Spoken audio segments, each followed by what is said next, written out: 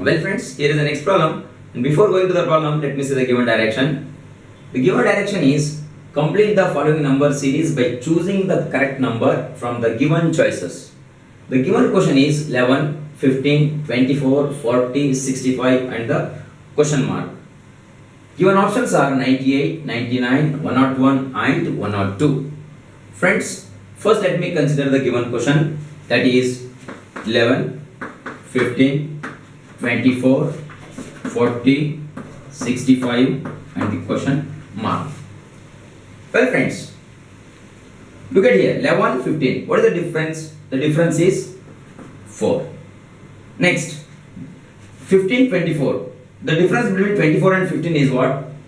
9. The difference between 40 and 24 is what?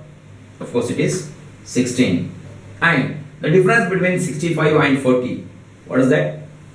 Exactly, that is what? 25.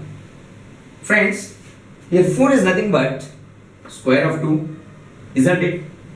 9, square of 3, 16, so square of 4, 25 is square of what? 5.